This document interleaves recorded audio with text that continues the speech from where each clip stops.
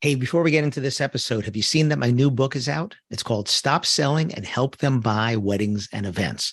And it's a book that you helped me write because you would ask me at a conference, which of your books has what you just spoke about on stage? And if it wasn't in any of my books, I'd say it's in the next one. Well, here it is. Here's the next one. How to respond to reviews. What if you don't like doing sales? The 3 questions to ask every prospect, or they can't ask for what they don't know exists. These are just some of the chapters in there. And the beauty is you don't have to read it front to back. You can jump around to any chapter, kind of like my other book, Wit, Wisdom, and the Business of Weddings, where you can jump to any chapter because they're not necessarily connected to one another.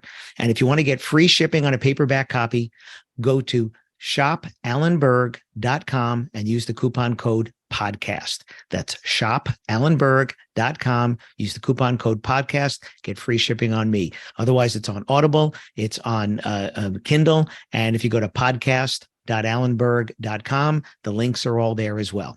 Thanks.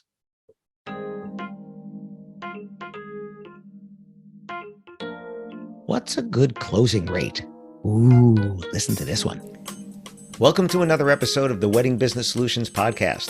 I'm your host, Allen Berg. I'm a speaker, author, sales trainer, website reviewer, and I help businesses like yours sell more, profit more, and have more fun doing it. Enjoy this episode. Hi, it's Allen Berg. Welcome back to another episode of the Wedding Business Solutions Podcast. Here's another indirect listener suggestion from Scott. And I say indirect because he emailed me about this and it prompted me to come up with this topic here. So thank you, Scott, for this. And what he had done is he sent me what his closing rate is. So from inquiry to conversation to sale and so forth. And he said, is this good? It's a really loaded question, Scott. So thank you for asking this. And let me try to break this down for everybody a little bit here. In a perfect world, what you'd want to know is how many people reach out to you, how many of those people, and Scott knew this, where you're not available on their date. So they're a good prospect, but he couldn't possibly do it because he has no availability on that date versus ones where you are. How many of them do you get to a conversation? How many of the people in the conversation do you get to the next thing, which could be a sale if you're going to do it digitally, right? Or a phone call or a meeting or a tour. And then how many of those for the phone calls, the meetings, the tours, the Zooms, do you then get to the next step, which is the sale? And you want to look at it every stage there. And Scott was smart to pull out the ones where he's already booked on those dates, because while it was a good lead, he had no way he could possibly convert that. Right? No way, because they're not going to change the date for him because he's not a venue or a caterer or a ceremony site. So he has to go by that date. So it was smart of him to pull that out. The best thing to look at in terms of closing rate, I told him, I said, I want you to look at trending, which is how are you doing now versus how were you doing before? And then how are you doing in the future, looking back now? So you can see, is your closing rate steady? Is your closing rate going up? If you want to certainly break this down differently for different types of events. So if you do more than just one type of event, if you only do corporate, that's fine. If you only do weddings, that's fine. If you only do quinces, that's fine. But if you do multiple types, you want to break it down differently for each one of those. You might even break it down differently from different sources. I know I've said this before, where your closing rate from different sources is going to be different. People that come directly through your website, people that might have been looking for you specifically, would probably close at a higher rate than someone that's looking at your ads on Facebook or Instagram or even the Knot or Wedding Wire, would probably close differently. So you want to look at the different pieces of this. What you don't want to do is compare yours to somebody else, because you don't know their trending. You don't know their skill set. You don't know what their process is and how they follow up or don't, as I find with a lot of my secret shopping people not following up. So you don't want to compare it to somebody else. It's kind of like pricing. It's good to know, but don't compare it and then feel good or bad that yours is better or worse, because again, their needs might be different. What I told Scott is, it's kind of like my Google Analytics in terms of closing rate. I actually don't pay any attention to my closing rate. What I pay attention to is my calendar and my P&L statement, my profit and loss statement. Those are the things that I pay attention to. If my calendar is as full as I want it to be, I could care less what my closing ratio is. If my profit and loss statement looks as good as I want it to be, right? So if I'm making the profits that I want, then I don't care what my closing ratio is. So what I look at is every day when I do QuickBooks, I download all my bank transactions. So those are all the money that came in, the money that went out, credit cards, banking, everything there, right? And then I can pull up a profit and loss statement comparing this year to last year for the same period. So year to date this year to at the same months for last year.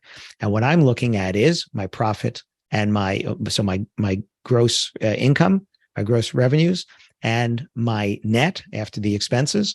And I'm looking at those numbers this year versus last year to see how I'm doing, because I want to be, again, in terms of the amount of profit and the amount of revenue, I want to make sure that I'm pacing last year or going above if I have a particular goal for that. At this point in my career, I'm pretty much looking to go steady. I actually don't mind if we go back a little bit because I traveled a lot. And if I'm trying to travel a little bit less, it might go down a little bit, but I'm looking at that profit line at the bottom. If the profit line looks good and the calendar looks good, I could care less what the closing ratio is. So is it an important metric? Yes, it's kind of like the things on Google Analytics. There are important metrics there if you can take action on it. This is one that you can take action on.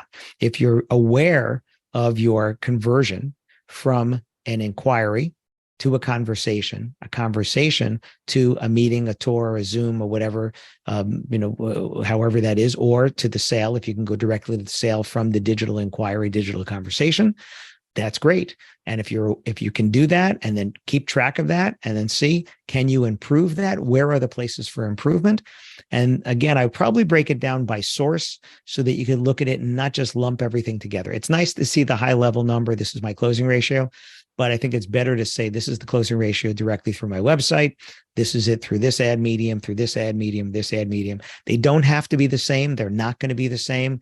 And don't drop your ads all of a sudden because the closing ratio is not as good as directly through your website. You have to look at what dollars did it bring in, which is not always 100% clear with that.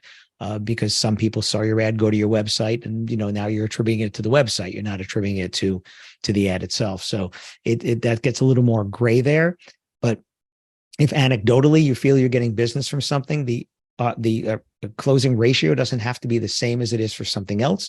It just has to be enough to justify that particular expenditure. That's what it has to be. So what is a good closing rate? I'm not throwing out any percentages here because I don't want you saying, well, Alan said it's this percent over here. What I want you to do is have better visibility to it. And then look, if you can look back, if you have historical numbers, look back over time and then see, has it been trending up, down, staying the same? And again, if your calendar is full the way you want it to be, with people paying the kind of money that you want, and your profit and loss statement looks the way you want it to look, don't worry about the closing ratio. Just keep doing what you're doing. If it's not, then you need to start analyzing that. And that's what I do with a lot of my customers when we're consulting, is trying to drill in and find out where are we missing? Because, every pipe in this pipeline has leaks. Mine has leaks. Yours has leaks. I don't care about my leaks. If the calendar's full and the P&L looks good, you might not care about yours either that way. But if it doesn't look the way you want, then you want to find those leaks and start plugging them up. So thank you, Scott, indirectly for this suggestion, and I hope it gave you something to think about. Thanks. Thanks for listening to this episode of the Wedding Business Solutions Podcast. If you liked it, please subscribe to this channel and post a review on your chosen platform, Apple Podcasts or whichever one. If you have any questions about anything in this episode or any of my episodes, email me directly at alan@weddingbusinesssolutions.com or visit my website, alanberg.com, alanberg.com. If you have any suggestions for future topics or guests that you'd like to see, please again, email me or visit my website. Thanks for listening.